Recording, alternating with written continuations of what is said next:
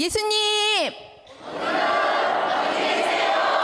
오늘 예수님께서는 엠마오에 계십니다.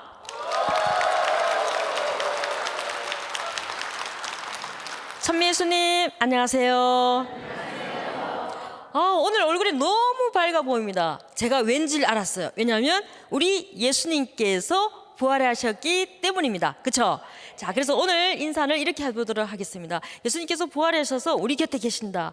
그래서 너무 기쁘다. 그 마음을 표현하면서 예수님께서 부활하셨습니다. 알렐루야. 이렇게 인사를 2번 하도록 하겠습니다. 자, 시작. 예수님께서 알렐루야. 예수님께서 알렐루야. 좋아요. 예수님께서 모든 것을 이겨내시고 이제는 부활하셨습니다. 그것도 영광스럽게 부활하셨습니다. 그런데 예수님께서 부활하시면 이렇게 나타나요. 그렇죠? 그러면서 항상 인사하는 게 있어요. 그 인사가 바로 뭔가 하면 평화가 너희와 함께, 평화가 너희와 함께 이렇게 이야기합니다. 그래서 오늘은 또 이렇게 예수님의 부활을 축하하면서 옆사람의 손을 잡고 예수님께서 하시는 것처럼 이렇게 평화가 너와 함께 이렇게 얘기합니다. 자, 시작. 평화가 너와 함께. 자, 그래요. 오늘은 우리가 영광스럽게 부활하신 그 예수님을 만나보도록 하겠습니다.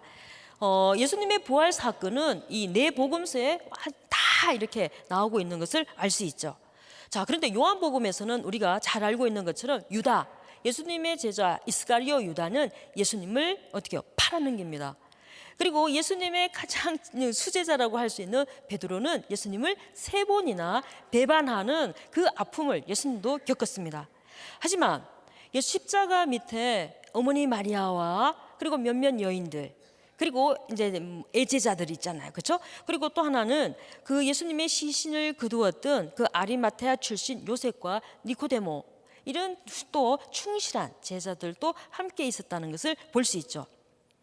요한복음이 알려주는 부활 이야기에서는 마리아 막달레나 아시죠? 그렇죠? 마리아 막달레나가 갔었을 때, 무덤에 갔을 때 이미 돌이 치워져 있는 것을 발견합니다.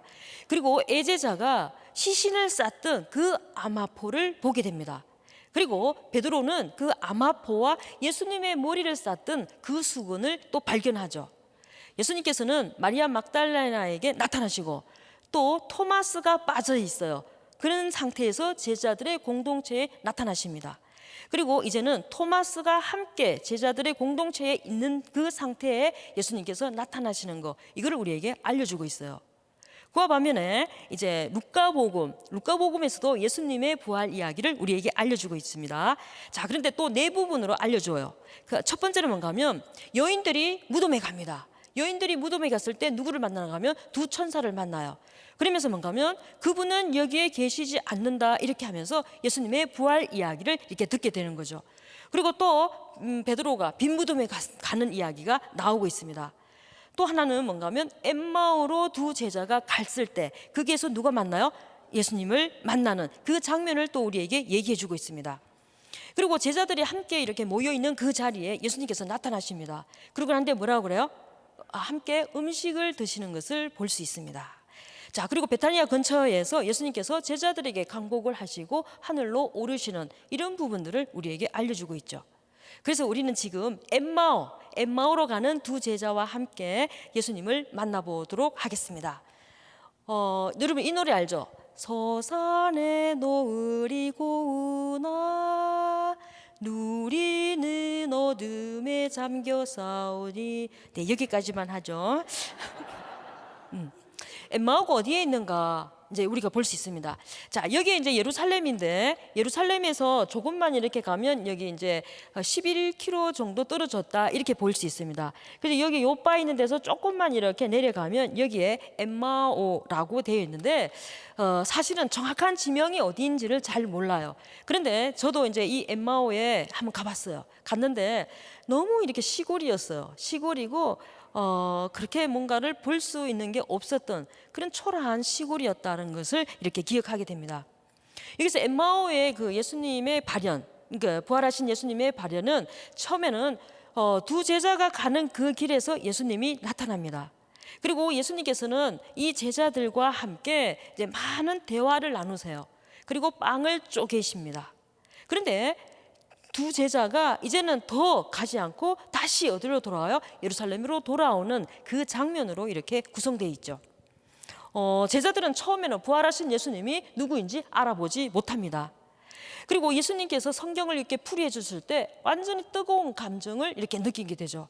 그리고 만찬을 나눌 때 예수님께서 빵을 떼어 놓으시는 그 순간, 아, 이분이 누구이시다?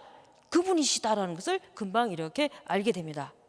그런데 이 엠마오에서 이렇게 나오는 이 제자들은 하강이에요.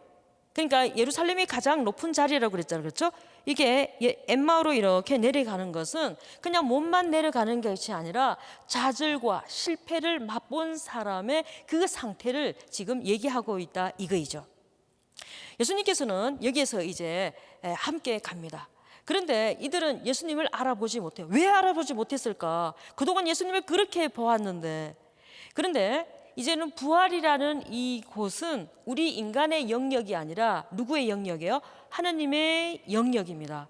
하나님의 영역이기 때문에 하나님의 그 은총, 하나님의 은혜, 그리고 하나님의 체험, 예수님의 체험을 통해서만 알 수 있는 게 바로 부활하신 예수님을 알아보는 거. 그걸 갖다가 여기서 얘기를 하고 있죠.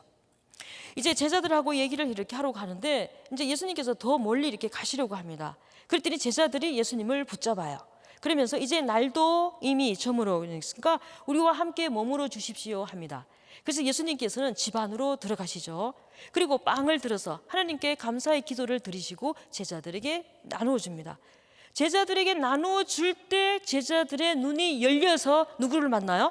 그렇죠. 예수님을 알아보게 되는 그 순간입니다. 그런데 제자들이 예수님을 알아보는 순간 예수님께서는 사라지십니다. 그런데 여기에서 눈이 열렸다라고 하는 것은 내 스스로 눈을 이렇게 뜨는 게 아니에요. 눈이 열렸다, 이거는 수동태입니다. 누군가가 나에게 그렇게 해주었다라는 것을 알 수 있죠. 그래서 여기에서는 눈이 열렸다 하는 것은 내가 아니라 하느님께서, 누가? 하느님께서 믿음의 눈을 열어주셨다라는 것을 우리에게 알려주고 있습니다. 저도 이제 그 부활 체험이, 이 엠마오 체험이 있어요. 여러분 모두도 이렇게 부활 지나면 엠마오 가잖아요. 저도 이제 엠마오 체험이 있는데 어떤 체험인가 하면 제가 수도원에 이렇게 와서 부활날 점심을 먹고 제가 우리 친구 수녀님하고 같이 이렇게 산보를 나갔어요. 산보를 나가서 우리가 뭐 이런저런 얘기하고 또 부활 때 되면 뭐가 피어요? 꽃이 많이 피잖아요. 어머 너무 예뻐 막 이렇게 하고 갔는데 저기 앞에서 한 3살이나 4살 된 그 남자아이였어요. 기저귀를 이렇게 차고 이렇게 걸어오면서 제 앞에 뭔가를 이렇게 내밀어요. 그래서 제가 이렇게 보니까 뭐였겠어요? 계란이었어요. 계란을 이렇게 내주면서 하는 말이 뭔가 하면 내 주님 부활하셨어요. 알렐루야. 말도 못하면서 하여튼 뭐 예수님 부활하셨어요. 뭐 알렐루야 뭐 이거예요. 그러면서 계란을 내미는데 제가 그때 너무 부끄러웠어요. 야, 이게 뭔가 이제 이렇게 생각이 들었습니다. 그래서 제가 이렇게 돼서는 안 되겠다 해서 이제 부활되면 집을 나가지 않든지 아니면 주머니에 초콜릿이라든가 이런 걸 넣고 가요. 그러면서 제가 새로 나는 성경 공부하잖아요, 그렇죠? 그래서 제가 이제 각 교구의 봉사자 선생님들을 이제 양성하는 그 수업을 이렇게 하는데 어느 해인가 한번 그 교구의 선생님들과 함께 문경세제로 엠마오를 가게 됐어요. 한 40분 정도 이렇게 되면서 이제 갔었는데 그때 제가 얘기했어요. 여러분, 우리가 엠마오 갈 때 계란을 3개 이렇게 예쁘게 만들어 오라고 그랬어요. 그랬더니 이분들이 진짜 계란을 너무 예쁘게 만들어 왔어요. 그래서 이제 저희들이 상간문에서 왜 일간문으로 이렇게 내려오는 그 코스를 이렇게 잡아서 내려가면서 차에서 내릴 때 제가 이렇게 얘기했습니다. 여러분, 계란 만들어 오셨죠? 그러니까 만들어 왔대요. 그럼 이 계란을 만나는 사람들에게 하나씩 주면서 어떻게 해요? 예수님께서 부활하셨습니다. 뭐 그 말 못하면 그냥 주시라고 이렇게 제가 그렇게 얘기했어요. 그랬더니 이분들이 차에서 막 내려와서 이제 가방을 막 챙겼어요. 그런데 왜 그 선생님들 중에서도 왜 성격 좋은 선생님들 있잖아요. 그분들이 저쪽에서 보니까 한 무리 이렇게 사람들이 오세요. 그러니까 막 가더니 안녕하세요. 예수님 부활하셨습니다. 알렐루야 이러면서 막 이제 이렇게 계란을 줬어요. 그러니까 그 계란을 받는 사람들이 너무 이렇게 기뻐했어요. 그래서 저도 이제 또 갔어요. 그때 저쪽에 보니까 이렇게 또 한 서너 분이 이렇게 오시더라고요. 그래서 제가 이제 거기 가서 안녕하세요. 그런데 인상이 너무 좋은 형제님이 계셨어요. 그래서 제가 그 형제님한테 안녕하세요 이렇게 하면서 예수님께서 부활하셨습니다. 할렐루야 이러면서 계란을 줬어요. 그랬더니 이분이 지그시 이렇게 저를 보더니 이렇게 받더라고요. 그랬더니 옆에 있는 형제님이 막 하하하하 막 웃어요. 그래서 웬일인가 이랬더니 저보고 수녀님 이러더라고요. 그래서 내가 네 이랬더니 이 형제님이 누군지 아세요? 그랬더니 제가 어떻게 알아요? 그렇죠? 그래서 제가 이렇게 했더니 이 형제님이 바로 신부님이십니다. 이제 그러셨어요. 그래서 막 이제 웃고 이제 그리고 다른 선생님들도 이 계란이 모자랄 정도로 이렇게 선물을 했는데 하나님을 믿든 믿지 않든 많은 사람들이 그 작은 선물에 너무 행복하다는 것을 이렇게 보게 됐습니다. 그래서 제가 알고 있는 신부님이나 수녀님 그리고 이제 봉사자 스님들한테 여러분 우리만 부활을 즐겨서는 안 됩니다. 이렇게 하면서 계란을 3개 만드세요. 그래서 각자 하나씩 3개씩. 그래서 하나는 뭔가 하면 우리 자신이 진짜로 부활하신 예수님을 만나야 합니다. 그렇죠? 그리고 또 하나는 뭔가 하면 우리 가족도 진짜로 부활하신 예수님을 만나야 합니다. 그래서 가족을 위해서 가정에다가 하나 둡니다. 또 이게 마지막 하나는 정말로 하나님이 계신지 알지도 못하는 그 사람들 혹은 뭐였가 하면 하나님을 만나고 싶지만 그 누군가가 도와주지 않기 때문에 오지 못하는 사람들. 그리고 또 하나는 이미 그분들은 하나님을 만났어요. 그러나 지금은 쉬고 있는 그 사람들에게 찾아가서 예수님께서 부활하셨습니다. 이렇게 하면서 계란을 나누어주는 그 운동을 했었습니다. 여러분들도 또 이렇게 사순절을 맞이하게 되잖아요. 그렇죠? 매번 해마다 그렇잖아요. 그렇죠? 그럴 때 한번 신부님하고 상의를 해서 우리도 계란을 3개 만들어서 하나님을 모르는 그분들에게도 예수님의 부활을 알려주는 그 일을 조금 해봤으면 좋겠습니다. 그러면 신부님께서 뭐라고 그러겠어요? 이렇게 훌륭한 신자가 우리 본당에 있었다 이러면서 이렇게 칭찬을 하실 것입니다. 자, 그러면서 이 엠마오로 떠나는 그 길에 제자들은 부활하신 예수님을 만났습니다. 그런데 루카복음에서는 그 부활하신 예수님을 어떻게 만날 수 있을까라고 하면서 우리를 초대해요. 그 초대가 어떤 건가 하면 말함, 그리고 들음, 그리고 멈춤 이 3단계를 해보면 어떨까라고 우리에게 알려주고 있습니다. 첫 번째, 말하는 단계. 말하는 단계는 예수님께서 물으시자 그들은 침통한 표정을 짓고 자기네들이 이제 가는 걸음을 멈추었다 이렇게 돼 있습니다. 부활하신 예수님을 만나기 위해서는 무엇보다도 우리는 가던 길을 멈추어야 합니다. 가던 길을 멈춰야 하고 말을 건네야 합니다. 그런데 우리 모두는 계속 가는 길을 갑니다.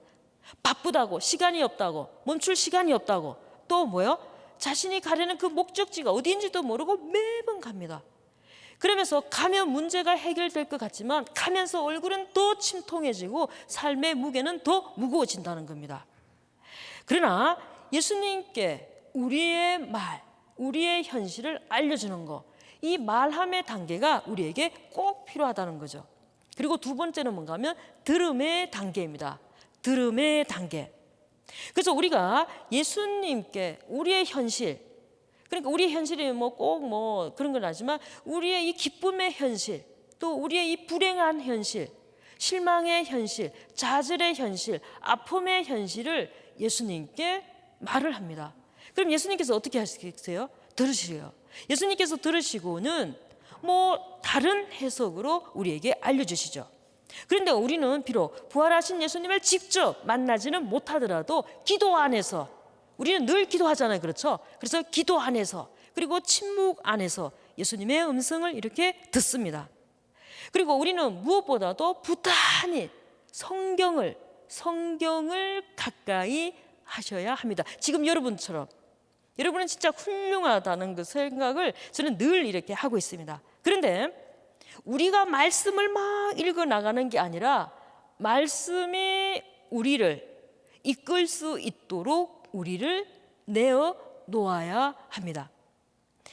그래서 그 말씀을 새기고 말씀 안에 머물면서 그 말씀이 우리에게 주는 위로와 평화와 기쁨을 맛보아야 한다는 거죠. 그래서 요사이는요, 많은 사람들이 성경을 통독합니다. 그리고 어떻게 해요? 성경을 필사하죠. 그런데 우리는 글씨만 읽고 글씨만 쓰는 그런 필사는 하면 안 돼요. 우리는 성경을 통독하고 성경을 필사하면서 거기 안에서 예수님의 눈을 보아야 합니다. 나를 바라보고 있는 그 예수님을 우리가 보아야죠.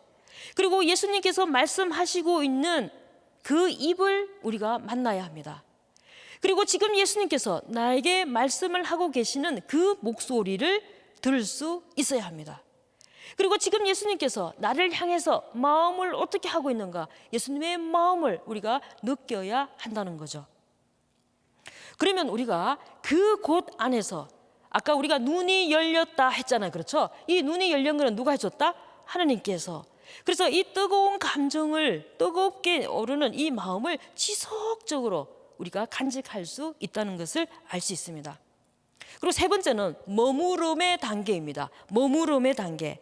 이 머무름의 단계는 우리가 보면 이제 제자들이 길에서 예수님께서 말씀을 하시는데 더 멀리 가려고 해요. 그렇죠? 그런데 제자들이 예수님을 붙잡습니다. 우리도 제자들처럼 예수님을 붙잡아야 하겠습니다. 아쉬운 거는 누구예요? 제자들이잖아요. 아쉬운 거는 누구예요? 바로 우리 자신들입니다. 그래서 우리가 먼저 예수님을 목말라 하고 갈증을 느껴야 하고 아쉬움을 가져야 하겠습니다. 여기서 보면 저녁 때가 다가오고 이런 표현이 나와요. 그렇죠? 그래서 여기서 저녁 때가 다가온다, 이거는 뭔가 하면 우리의 상태다 이거예요. 우리의 상태가 어떤 상태인가? 주님, 저에게 어두움이 밀려오고 있습니다. 주님. 그리고 우리의 삶이 점점 어두워지고 있습니다. 주님. 이렇게 하면서 우리가 주님을 부르는 거죠. 우리는 이런 고백을 하면서 예수님께 나와 함께, 우리와 함께 머물러 달라고, 그리고 나에게는 정말로 예수님이 필요하다고, 그리고 예수님께서 내 곁에 있어 주시기를 우리가 어떻게 해요? 애원하는 것 중에 하나가 바로 이 부분입니다. 우리도 이제 그 단계를 할 수 있는 게 있죠. 우리는 걸음을 멈추면서 예수님께 말을 건네고 또 성경을 읽으면서 그분의 음성을 듣고 그리고 파스카 예술 안에서 부활하신 예수님을 만나게 됩니다. 이것이 바로 뭔지 아세요? 미사입니다. 이것이 바로 뭐라고요? 미사입니다. 우리는 걸음을 멈춘다 이거입니다. 걸음을 멈춘다 이거는 일상생활을 접고 성전 안으로 들어온다 이거입니다. 우리가 지금 성전 안에 있어요. 그렇죠? 그래서 우리가 바깥에서 힘들고 또 우리가 여러 가지 어려움이 있고 그렇지만 이거를 이렇게 멀리하고 하나님을 만나러 성전에 오는 것입니다. 그리고 예수님께 말씀을 건넨다 이거는 바로 뭔가 하면 지금 우리의 상황을 그냥 주님께 봉헌하는 거예요. 주님께 봉헌하는 거. 주님, 오늘 이런 일이 있었습니다. 주님, 오늘 이런 아픔이 있었습니다. 오늘 주님으로 인해서 제가 이렇게 큰 기쁨을 느꼈습니다. 행복합니다. 이런 것들을 그냥 주님께 말씀을 드리는 겁니다.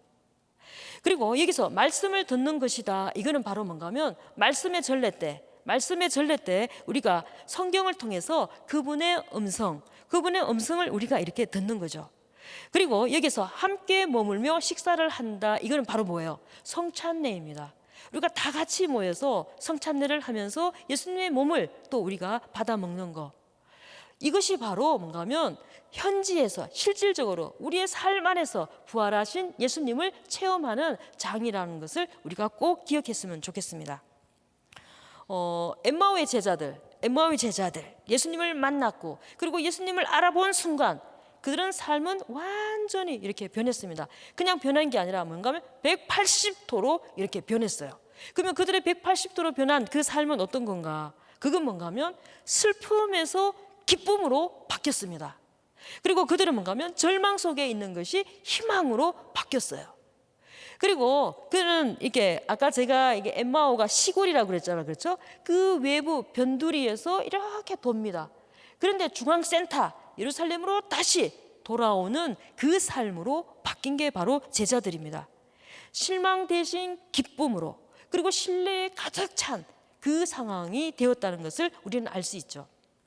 그러면서 엠마오로 가는 그 제자들은 우리가 보면 길이 있어요. 여기 이제 엠마오로 가는데 여기 길이 이렇게 있습니다. 이렇게 있는데 처음에는 뭔가 하면 그들 주님이 아니 계시는 그 삶을 우리가 살고 있어요. 주님이 아니 계신 그 삶을 살고 있는데 주님께서 우리 가운데 이렇게 오십니다.